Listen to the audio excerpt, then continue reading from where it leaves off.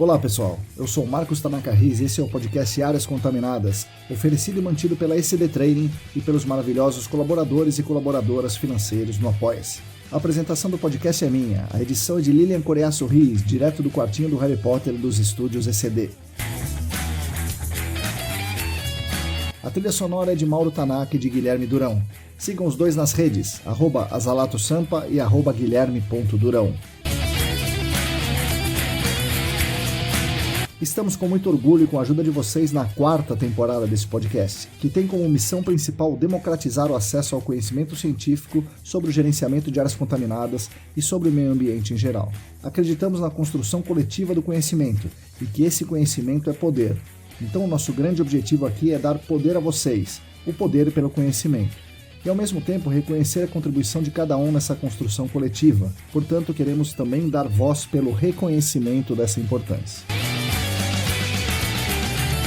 Nessa 4ª temporada, queremos continuar com esse trabalho de contribuir com os debates e fazer essa divulgação científica, e assim darmos essa nossa contribuição para construir um mundo melhor e mais justo. Contamos com todas e todos vocês nessa jornada. Venham com a gente para o podcast Áreas Contaminadas.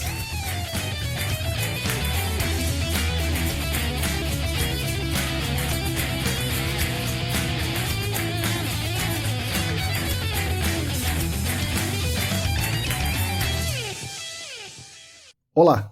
Para todo mundo que está aí lavando a louça, dobrando as roupas, voltando para casa depois de um campo cansativo, arrumando as fichas de campo, bom dia, boa tarde, boa noite. Eu sou Marcos Tanaka Riz e esse é o episódio número 152 do podcast Áreas Contaminadas. Ele é o 17º da 4ª temporada nesse ano de 2023. O podcast é editado cuidadosamente por Lilian Coreaço Riz e é oferecido pelos nossos queridos e queridas colaboradores financeiros no Apoia-se. Essas são pessoas, os colaboradores e as colaboradoras financeiras, são pessoas que, além de nos ajudar muito e de nos deixar muito felizes com a consideração que têm conosco, estão 100% comprometidas em cooperar com toda a comum unidade do GAC. E falando nos apoiadores, quem também quiser e quem também puder se juntar a eles e contribuir financeiramente conosco, é uma coisa simples, basta entrar no site apoia.se/ecdambiental, que tem tudo bem explicadinho por lá. O podcast Áreas Contaminadas conta com o patrocínio master da Clean Environment Brasil, que comercializa produtos e tecnologias para investigação e remediação de áreas contaminadas. Acesse o site da Clean em www.clean.com.br. Contamos também com os patrocinadores Ouro, o Laboratório E-Consulting e a Vapor Solutions.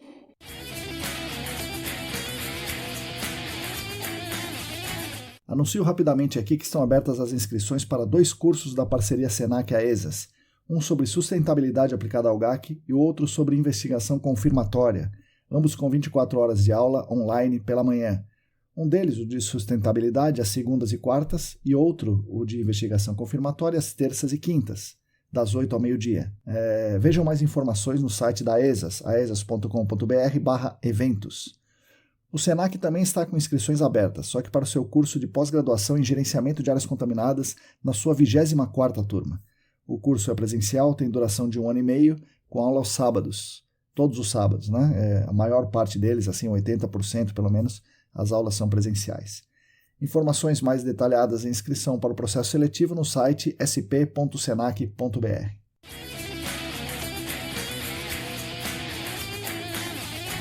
Bom, esse aqui vai ser mais um episódio daqueles mais curtos, direto ao ponto, técnicos, onde eu vou fazer uma explanação com comentários sobre um tema específico.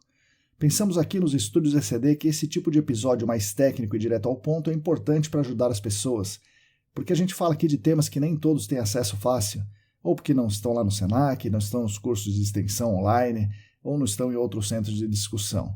Então a ideia está sendo intercalar as entrevistas com esses episódios técnicos um pouco mais curtos. Gostaria que vocês me sugerissem alguns temas, abordagens, textos, temas para debater, enfim, para a gente falar nesses episódios técnicos aqui. E assim fizeram várias pessoas, entre elas Alain Humberto e Aylan Meneghini, 2 grandes amigos que já foram entrevistados nesse podcast. Em momentos diferentes durante as últimas semanas, fazendo perguntas diferentes, eles deram a ideia básica para esse episódio aqui. Devemos fazer uma delimitação vertical de uma pluma a qualquer custo? Qualquer pluma? Ou só de DINAPple? Ou de etenos clorados em fase dissolvida? Essa delimitação é imprescindível para a investigação? A rocha faz essa delimitação vertical para nós? Nós devemos investigar a rocha? Quando? Como? Até quando? Faça como os nossos amigos, debata algum tema conosco ou sugira novos temas para o nosso podcast. Vamos então falar da delimitação vertical.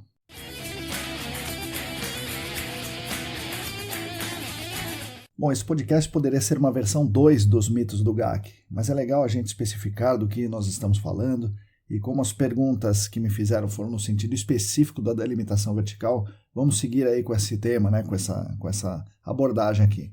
Só que, como sempre, vamos tentar dar um contexto aqui do meio físico, de contaminação, de história e tudo mais. A primeira coisa, é importante a gente saber a diferença entre o DNAPL e a fase dissolvida de etenos clorados. DNAPL é um produto immiscível que, como produto, é mais denso que a água. O TCE, tricloreteno e outras coisas mais são produtos immiscíveis, né, que formam fase líquida immiscível mais densas que a água. Tá? Isso é um DNAPL. Agora, o DNAPL ele é mais denso que a água, portanto, se você colocar um DNAPL num copo d'água, ele afunda. O DNAPL afunda. Agora, é importante a gente diferenciar isso de uma fase dissolvida com PCE ou fase dissolvida com TCE. Embora o PCE e o TCE sejam DNAPL, se eles forem produtos, quando eles se particionam, então ele vai se particionar a partir do DNAPL, então tem lá o produto immiscível e particiona para a água subterrânea, a partir daí, a substância dissolvida está dissolvida, ela não é mais DNAPL, não é mais ELNAPL, não é mais nada, ela é uma fase dissolvida. Ela está dissolvida na água subterrânea e, nesse caso, ela anda com a água subterrânea. Para onde a água subterrânea vai, ela vai levando essa substância em fase dissolvida.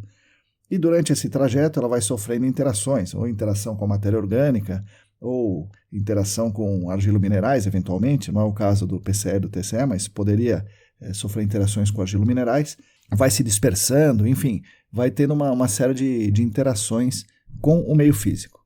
Tá? Então essa é a fase dissolvida. Então é muito diferente o produto como fase líquida immiscível, como DNAPL, e fase dissolvida. Tá? São coisas diferentes. Então a gente vai ter que delimitar verticalmente. A gente precisa saber primeiro se a gente quer delimitar o DNAPL, quer investigar o DNAPL como fonte, o DNAPL é uma fonte, é o produto, né? Portanto é fonte secundária, ou a fase dissolvida, particionada desse DNAPL. Lembrando, repetindo aqui, fase dissolvida não é mais densa que a água. Fase dissolvida anda com a água subterrânea. Então, pessoal, acho interessante vocês ouvirem também o episódio número 109 aqui do nosso podcast, que trata da fonte e da pluma. O DNAPL é fonte, ele é fonte secundária. E a fase dissolvida de PCE, de TCE, de Season 2 DCE, isso é pluma. Tá? Então a pluma se particiona da fonte. Tá? Fonte é fonte e pluma é pluma. Normalmente a gente está falando aqui em delimitação vertical da pluma, tá? da partição. Então não é só os etenos clorados, os solventes clorados, que geram aí uma partição para a fase dissolvida, que pode atingir aquíferos mais profundos. Qualquer fase dissolvida poderia, hipoteticamente, atingir esses aquíferos mais profundos. A questão do DNAPL é que, como o DNAPL em si ele tem maior possibilidade de atingir mais profundidade, né, um extrato mais profundo, então a partição que sai a partir do DNAPL, ela já parte de uma profundidade maior. Por isso que é mais fácil a gente encontrar uma fase dissolvida de PCE, de TCE, em profundidades maiores.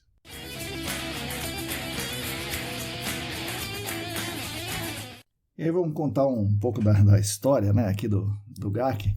Lá antigamente a gente só tinha investigação, o sinônimo de investigação era instalar poços de monitoramento. Não é? Então a gente investigava somente instalando poços e essa era a investigação. E daí se tinha um grande mito aqui no Brasil, esse mito existia também em outros lugares, o mito que é praticamente impossível você encontrar o DNAPL. Né? Por quê? O que as pessoas estavam fazendo? Instalando postos de monitoramento e torcendo para o DNAPL entrar nos postos de monitoramento. E aí, uma investigação desse tipo tem pouca chance de dar certo. Às vezes entrava o DNAPL no posto de monitoramento e era aquela festa, olha, achei o DNAPL. Mas não é que você achou o DNAPL, você achou o DNAPL no posto de monitoramento.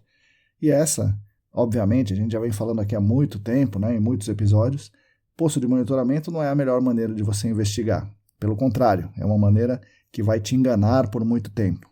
O posto de monitoramento vai servir para uma parte específica e uma delas é entender a partição para a fase dissolvida, mas desde que seu posto de monitoramento esteja em uma única unidade do estratigráfica. E lá nos Estados Unidos, lá no início dos anos 2000, o grupo de pesquisadores ali, liderado pela Beth Parker, eles começaram a entender que o DNAPL não deveria ser investigado com pós de monitoramento. Você deveria investigar o DNAPL como deve ser investigado qualquer fonte, né, com fase líquida e emissível. Você tem que focar a sua investigação com amostragens de solo.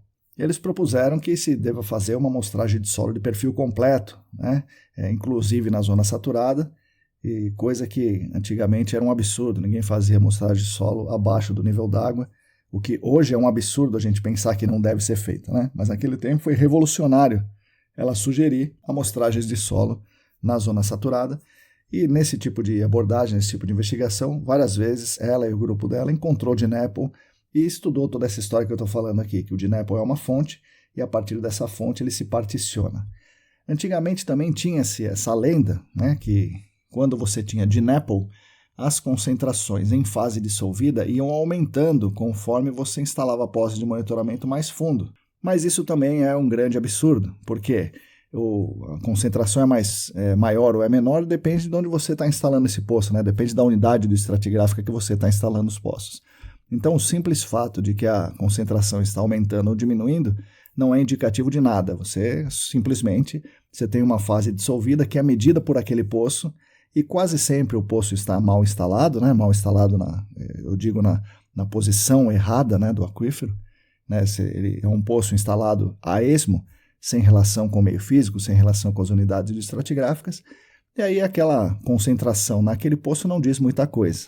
Só diz que existe a possibilidade de ter uma partição, ou seja, uma fase dissolvida de algum produto ali naquele ponto. Mas então é isso, antigamente se dizia que se deve instalar poços cada vez mais profundos, e se as concentrações em fase dissolvida forem aumentando é porque você tem o DNAPL. Outra coisa é que se dizia que também tem um mito, né? Um mito também não sei de onde veio, mas o mito que dizia que se você tem 1% da solubilidade do produto, por exemplo, se você tem 1%, uma concentração em fase dissolvida de 1% da solubilidade do PCE, é porque você tem DNAPL por perto. Também isso não faz muito sentido. Você vai encontrar o DNAPL se você amostrar o solo e verificar a presença do DNAPL lá. Ou verificar com a presença dele, né, com óleo ali, por exemplo, com o shake test. Isso foi proposto pela Beth Parker lá em 2004. Né? Na época não existia o shake test, mas existia um corante, o Sudan 4. Então a proposta dela era colocar o Sudan 4 ou mandar amostras para o laboratório, e aí você obtinha a concentração do PCE no solo em miligramas por quilo, e dali você aplicava uma equação, né, que envolve a porosidade, envolve densidade, a densidade não só do solo, mas também do produto, e você obtinha um potencial de existência do DNAPL ali. Mas, tipicamente, se você tem mais do que 1.000 miligramas por quilo, você tem um DNAPL ali, você está com o produto em fase residual no seu solo. Resumindo, para investigar o DNAPL, você precisa de amostras de solo e precisa ter uma concentração significativa de PCE ou TCE, né? De algum produto que tenha particionado do DNAPL nas suas amostras de solo.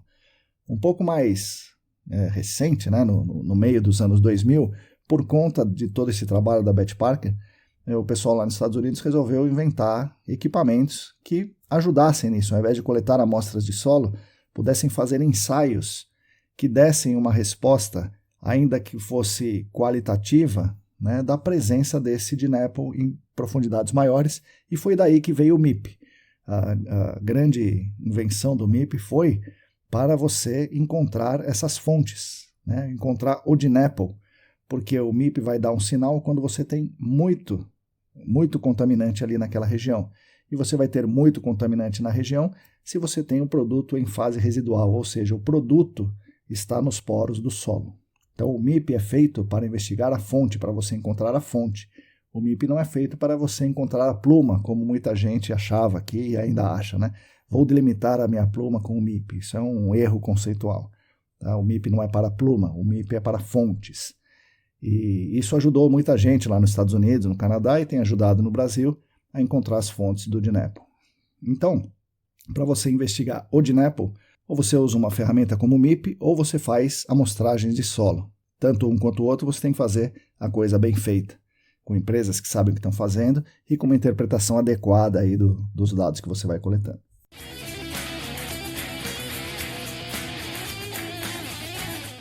Bom, pessoal, vamos falar um pouco do DNAPL, né? Do DNAPL em si, do NAPL em geral, né? Das fases líquidas immiscíveis, tá? Que são produtos que não se misturam muito facilmente com água. Como ocorre a contaminação por substâncias líquidas immiscíveis, né? Por fase líquida immiscível, também chamado de NAPL, Non-Aqueous Phase Liquid. Basicamente ocorre um derramamento, certo? Um derramamento ou em superfície ou já num tanque subterrâneo, e esse produto, ele penetra no solo. Mas como é que ele penetra no solo? O solo, a gente precisa lembrar, e já falamos isso em outros episódios, né? A gente precisa lembrar que o solo é formado por partículas sólidas e por poros, né? Os poros são os espaços vazios que estão entre as partículas sólidas do solo. Nesses espaços vazios, você pode ter ar ou água. Na zona saturada, todos os espaços vazios estão preenchidos por água. Na zona não saturada, tem ar e tem água. Beleza, o produto ele vaza e ele entra no solo. Quando ele tenta entrar no solo, na verdade, né? Quando ele tenta entrar no solo, ele encontra uma resistência desse solo. Se você tem ar no poro, a resistência é menor. Se você tem água no poro, a resistência é maior. Então, na zona não saturada, quando o solo está não saturado, é mais fácil de um produto em fase líquida immiscível penetrar nos poros do solo. É mais fácil o produto immiscível infiltrar no solo. Essa infiltração depende do quê? Depende da resistência do poro, e essa resistência é dada pelo que tem dentro do poro, né? Dentro daquele vazio, dentro do espaço vazio do solo, que são os poros. Se tem ar, a resistência é menor, se tem água, a resistência é maior. Esse é o primeiro ponto. O segundo ponto da resistência desse solo, a infiltração, é a abertura do poro. Se o poro é muito pouco aberto, como na argila, por exemplo, você tem muitos poros, mas a garganta do poro, o espaço aberto é muito pequenininho, então é muito mais difícil alguma coisa entrar nele, seja água, seja qualquer fluido, é muito difícil esse fluido entrar na argila. É muito fácil um fluido entrar na areia, como você já deve imaginar. Você joga água na areia, a água vai, né, e é drenada rapidamente, porque o poro é maior, a garganta do poro é maior, oferece muito menos resistência à entrada de água. Então, se você joga água numa areia seca, a água rapidamente infiltra. Se você joga água numa areia já saturada, essa água que você jogou tem mais dificuldade em infiltrar. Se você joga água numa argila seca, tem dificuldade de entrar também, porque a argila, embora esteja seca, os poros são fechadinhos, é difícil da água infiltrar. Se for uma argila saturada, aí a sua dificuldade é muito, muito maior de vencer aquela resistência do poro. Então, a infiltração é dada pela resistência do poro, principalmente, mas também pela pressão de entrada que o produto faz no poro. Tá? Imagina o seguinte, imagina um cubinho de 1 centímetro cúbico. Tá? Um cubinho de 1 centímetro cúbico. Então, ele tem 1 centímetro de cada lado. Se esse cubinho é de água, então, ele vai pesar 1 grama, certo? Um cubinho de 1 centímetro cúbico pesa 1 grama.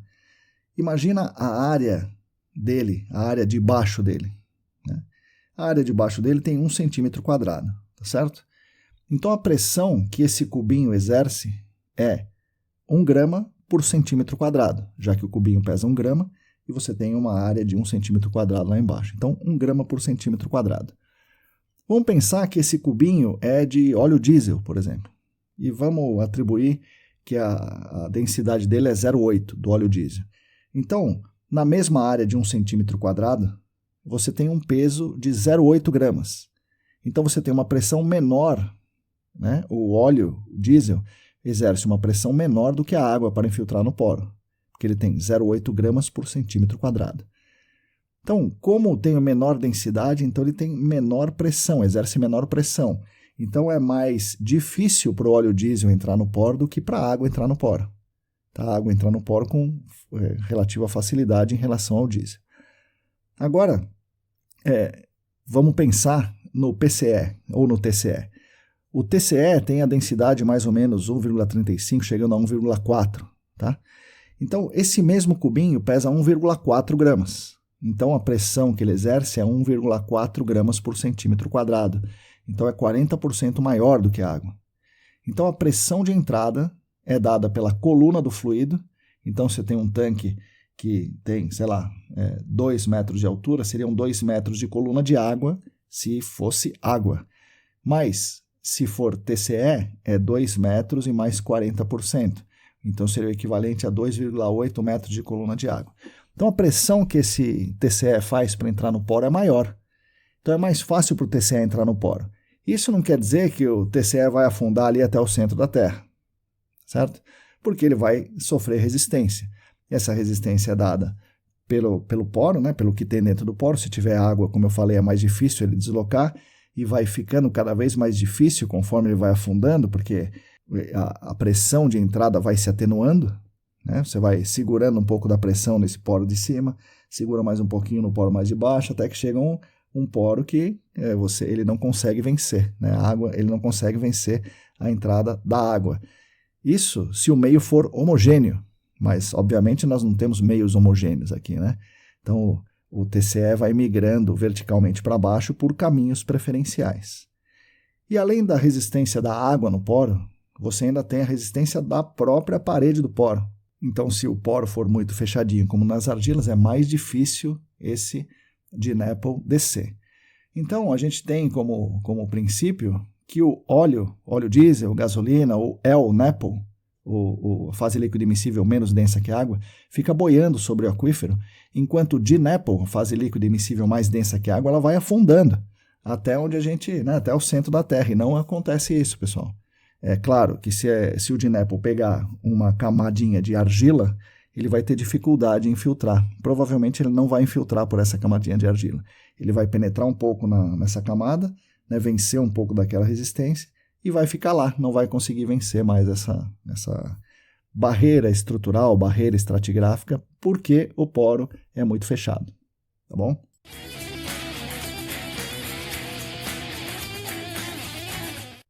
Bom, e aí a CETESB, pessoal, ela começou a se preocupar, né, bastante com os aquíferos, né, os aquíferos mais profundos, porque são os aquíferos, por exemplo, na cidade de São Paulo, no bairro de Jurubatuba, os aquíferos fraturados, né, são muito usados para explotação de água subterrânea, e esses aquíferos foram impactados por contaminações industriais. Então, existia e existe a preocupação da relação áreas contaminadas com aquíferos, tá?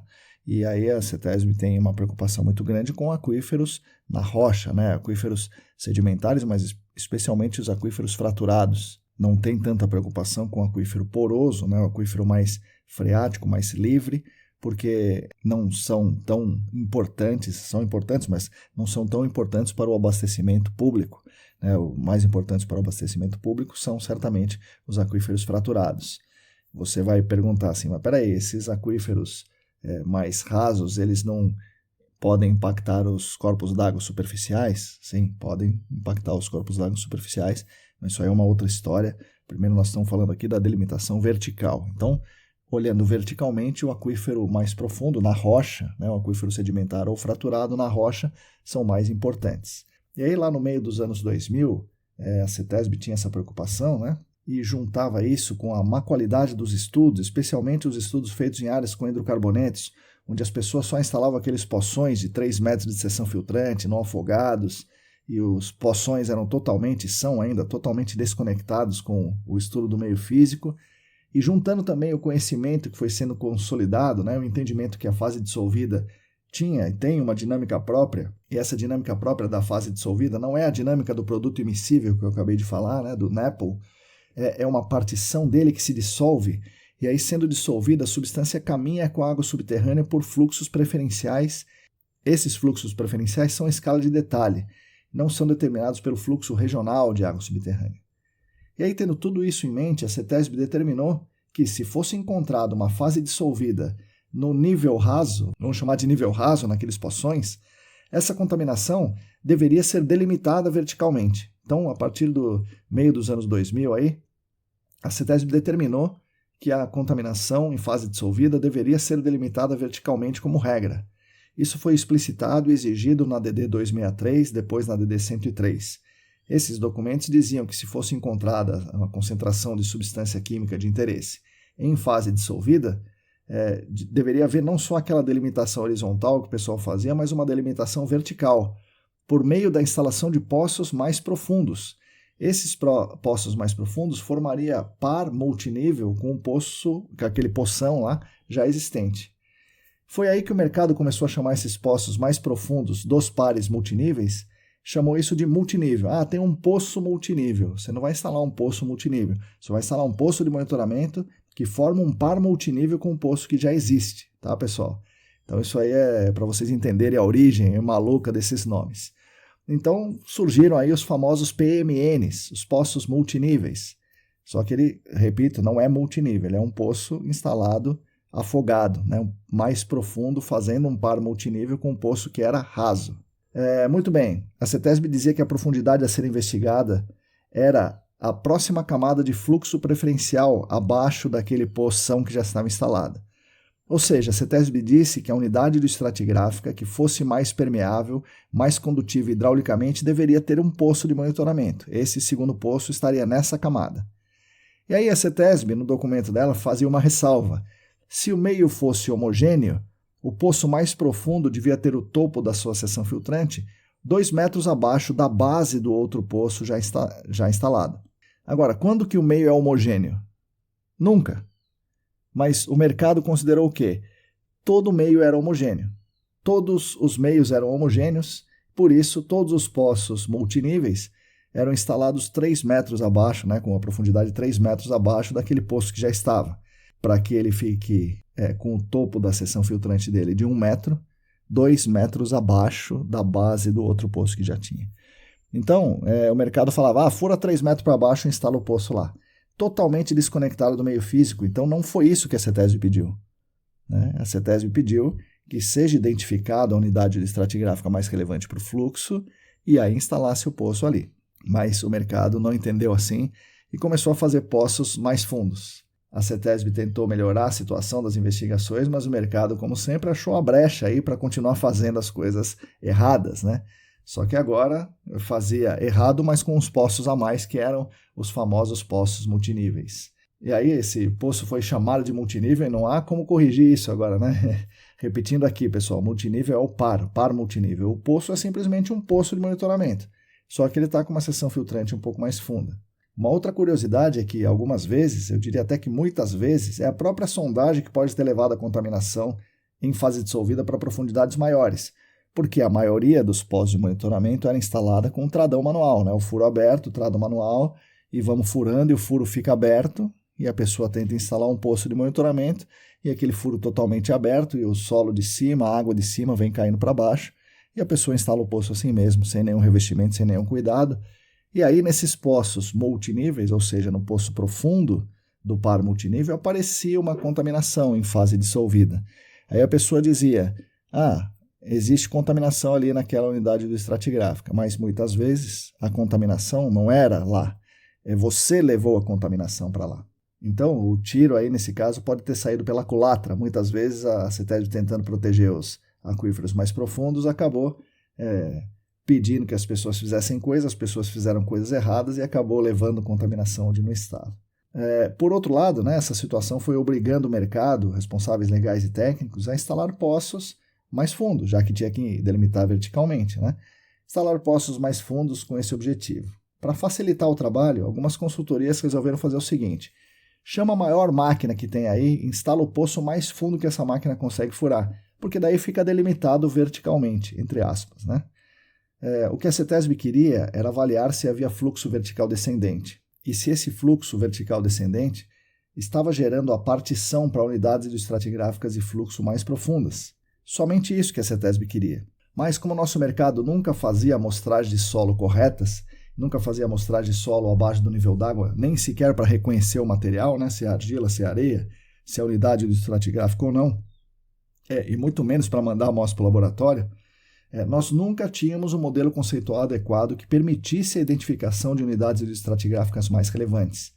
Por isso, os poços eram instalados a esmo, e ainda são, infelizmente. Aí veio a DD38, e na DD38 essa questão de delimitação vertical ganhou mais importância, porque a proteção dos aquíferos foi priorizada ainda mais. E nesse aspecto, a DD pede para que nós façamos não mais um polígono de restrição, mas um volume de restrição de consumo de água subterrânea. Pensando que, imagina uma contaminação por hidrocarbonetos em um poço de combustível, essa contaminação, em geral, ela está restrita a estratos superiores. E não teria sentido você impedir o consumo de água subterrânea até o aquífero fraturado, sendo que a contaminação não chega nem perto do aquífero fraturado. E aí a DD 38 dá essa possibilidade, você precisa delimitar o volume impactado do aquífero. Para delimitar o volume, pressupõe que você tem um limite vertical. Estando delimitada verticalmente, os aquíferos mais profundos, que são os mais relevantes para o abastecimento humano, estão a salvo das contaminações superficiais. As contaminações superficiais são a grande maioria dos nossos casos. E para que isso aconteça, é preciso que essa delimitação vertical seja feita e seja muito bem feita. Então, essas motivações aí da CETESB, desde o início dos anos 2000 até agora, são corretas. Portanto, em princípio, assim, numa primeira olhada, é válido delimitar verticalmente. Isso deve ser feito sim. As exceções devem ser estudadas caso a caso e nós vamos falar alguns problemas em fazer isso aqui.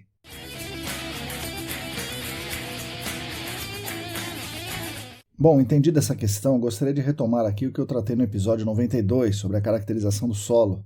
Uma das características importantes do solo é a gênese desse solo, ou seja, se é um solo originado no local, e aí, portanto, seria um solo de alteração da rocha local, que preserva características da rocha-mãe, da rocha matriz, ou o solo no local pode ser formado por sedimentos transportados. E esse transporte pode ser por elúvio, o vento, ou colúvio, que são sedimentos transportados assim por talude, por deslocamento de gravidade, deslocamento de massa, ou por alúvio, que são sedimentos transportados por rios.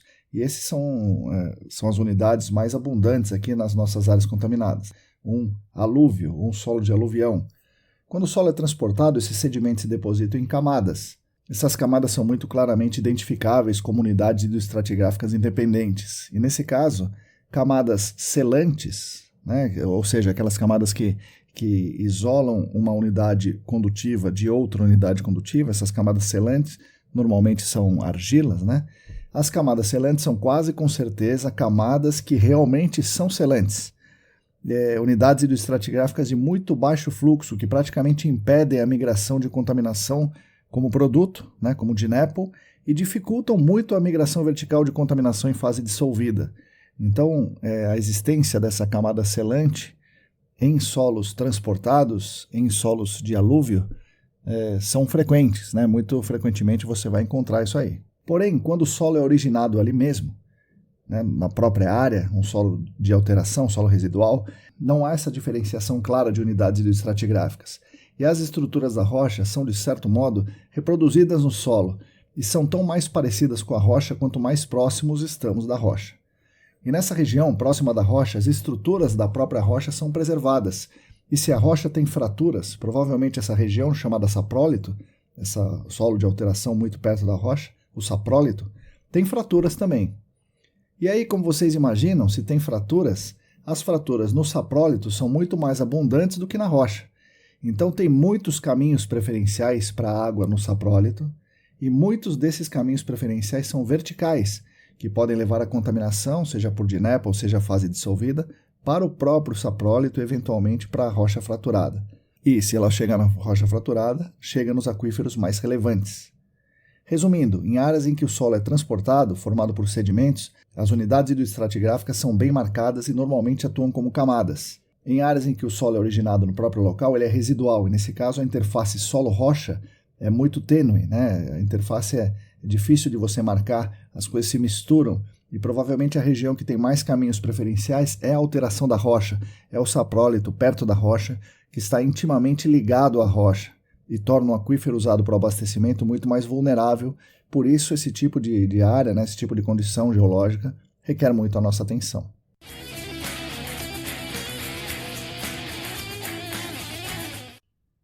Nessa condição geológica, então, qualquer intervenção pode acarretar naquele lance do paradoxo do observador, Ou seja, a nossa ação de investigar, de observar o fenômeno, pode interferir no meio e aí interferir na contaminação e levar a contaminação onde ela não estava, o que é um problema. E aí, dentro do nosso tema de delimitação vertical, temos alguns problemas adicionais. Quanto mais próximos da rocha nós estamos, mais difícil é perfurar para eventualmente instalar um posto de monitoramento e delimitar verticalmente. E aí, se é difícil perfurar, fica complicado diferenciar o que é solo e o que é rocha, pois uma das classificações é rocha alterada mole e rocha alterada dura, e a diferença entre as duas, basicamente, é a possibilidade de perfurá-la. Ou seja, se não conseguimos perfurá-la com rolo ou com lavagem, é rocha alterada dura. Se a gente conseguir furar com rolo, é rocha alterada mole. Mas se a gente for lá com uma rolo mais fraca, com menos torque, a perfuração vai parar antes. Mas ainda não seria rocha alterada dura, só que ela fica classificada dessa forma. Então, quanto mais próximo da rocha nós estamos, mais difícil é de perfurar e, ao mesmo tempo, o meio fica mais frágil e mais vulnerável. Nesse cenário, será que vale a pena prosseguir a perfuração para investigar mais fundo, para delimitar verticalmente? Sim e não, né? Sim, você precisa fazer isso, mas não, você não vai fazer isso de qualquer jeito, e você tem que fazer isso se você tiver alguns indícios.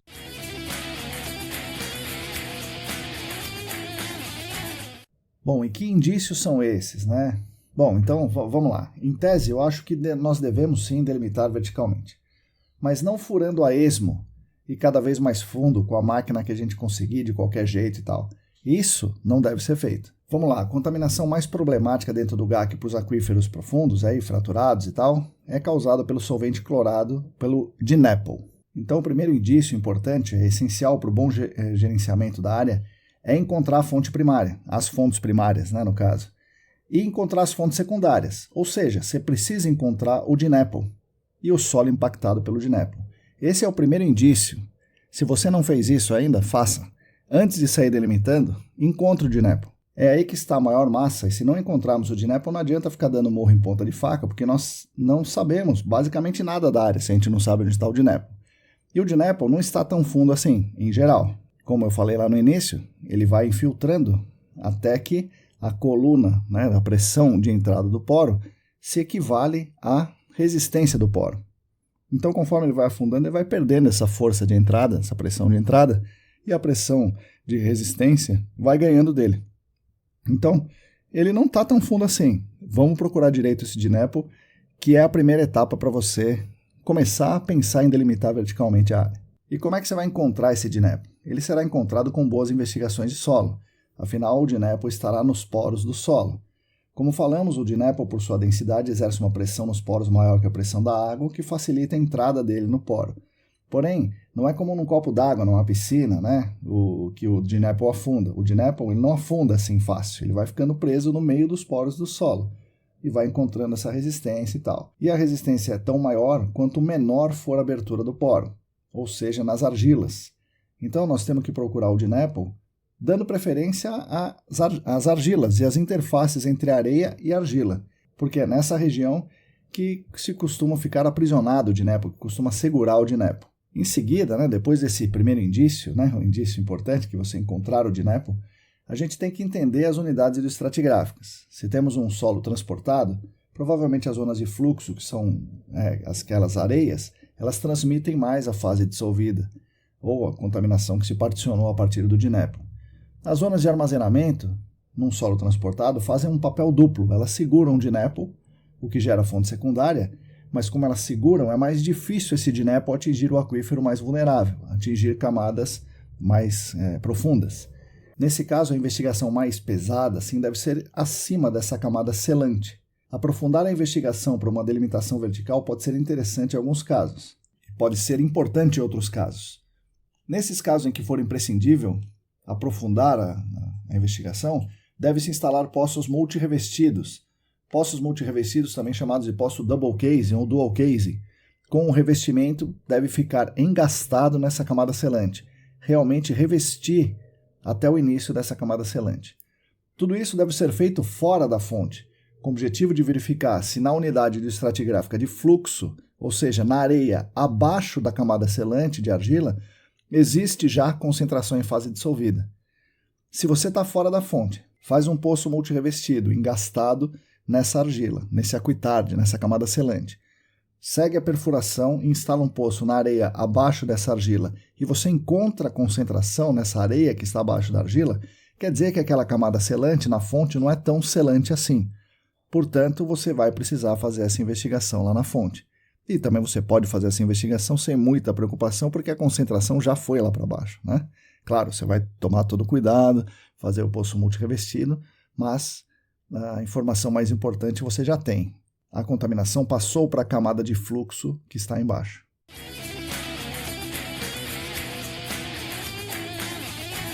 Bom, mas e se o solo não é transportado, se é um solo residual? Nesse caso, em tese, não há camada tipicamente selante. E aí você pode ir cuidadosamente fazendo a investigação na parte do solo até o início do saprólito. Se no início do saprólito há DNAPL, se o DNAPL chegou até lá, já que não tem camada selante, ele pode eventualmente ter chegado lá, então você está com um grande problema. Se no saprólito não tem DNAPL, mas tem fase dissolvida, o seu problema é menor. Em ambos os casos, vale a pena um estudo regional da geologia, compreender qual é a rocha matriz, como são as fraturas, quais são as possíveis famílias de fraturas, direções preferenciais dessas fraturas, investigar poços tubulares profundos na região antes de partir para a perfuração mais profunda próxima à fonte. Ou seja, será preciso fazer a delimitação vertical, nesse caso, se e somente se 1. Você encontrar o DNAPL. 2. Se você encontrou o DNAPL e tem fase dissolvida. 3. Se a fase dissolvida tem um componente de fluxo vertical para baixo. O DNAPL ele afunda, mas novamente, a fase dissolvida nem sempre ela afunda. 4. Se essa fase dissolvida, que tem um componente de fluxo vertical para baixo, chegou no saprólito. Aí você vai precisar verificar se o aquífero mais profundo foi impactado, inicialmente com estudos regionais, e aí você vai chegando perto da área-fonte, mas ainda há chance de escapar, né, de perfurar perto da fonte. Se houver DNAPL no saprólito, a coisa é mais grave. E aí não tem jeito, você vai ter que investigar para valer mesmo, né? As ações de investigação são mais ou menos as mesmas. Estudos regionais, poços em diferentes profundidades, sempre isolando as camadas superiores.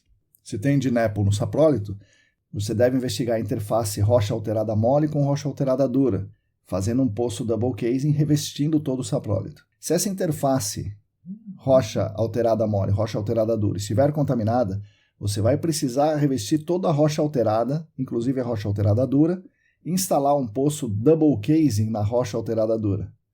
Se houver contaminação, você deve fazer um poço triple casing. Você precisa isolar o saprólito, depois você precisa isolar toda a alteração e engastar o revestimento na rocha. E aí sim, instalar o poço na rocha. Para a delimitação vertical, instalando o poço na rocha, somente nesse caso. Em qualquer dessas situações, qualquer situação que você precise instalar um poço na rocha, todo o poço na rocha deve ser feito com testemunhagem, ou seja, com sondas rotativas que coletam as amostras de rocha. Nunca com sondas rotopneumáticas que destroem a rocha. Senão você não sabe que rocha qual a estrutura da rocha, que tipo de fratura você tem lá, etc. e tal.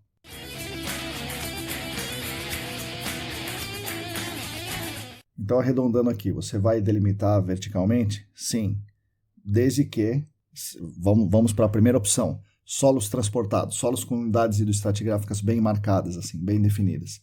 Você vai procurar o DNAPL, achar o DNAPL, ver se tem fase dissolvida a partir do DNAPL. Se tiver fase dissolvida a partir do DNAPL, você vai fazer uma investigação na unidade hidroestratigráfica de fluxo abaixo da camada selante, fora da fonte. Se você não encontrar contaminação ali, né, abaixo da camada selante, fora da fonte, você é levado a imaginar que a contaminação está delimitada verticalmente, não passou para essa camada de fluxo abaixo da camada selante e fim de papo.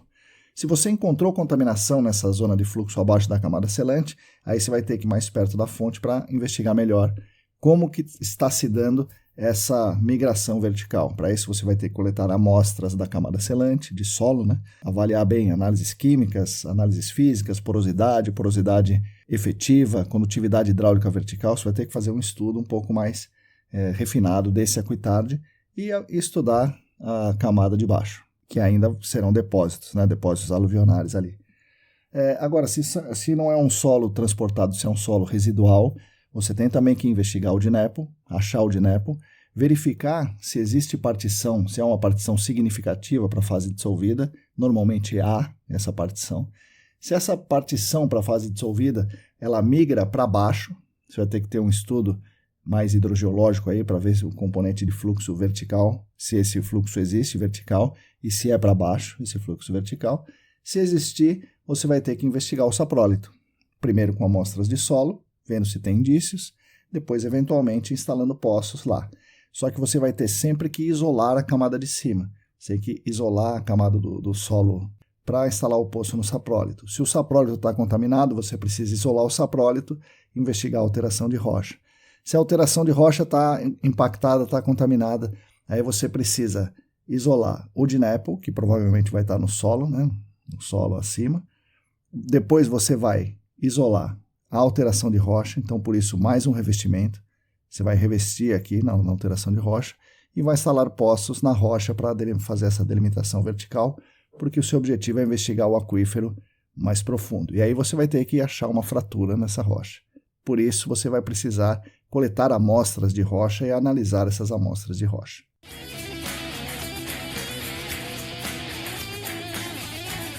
Em regiões em que você não encontra o nível d'água, né, você encontra a rocha antes do nível d'água. Bom, a minha recomendação nesse tipo de caso é que você investigue bem o solo. Se você investigar bem o solo e não tem indícios de contaminação no solo, mas você precisa investigar bem, né? Não é fazer daquele jeito lá de antigamente, né? De medir no saquinho, fazer todas aquelas coisas erradas. Faz uma boa investigação de solo.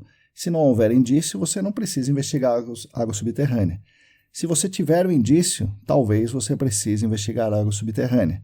Se você precisar investigar água subterrânea, a primeira coisa é fazer um estudo da hidrogeologia regional e aí, eventualmente, você faz uma perfuração na rocha ali para instalar um poço e, seja como for, toda vez que você fizer uma perfuração na rocha para instalar um poço, no gerenciamento de áreas contaminadas, você precisa fazer essa perfuração com sonda rotativa, coletando amostras da rocha.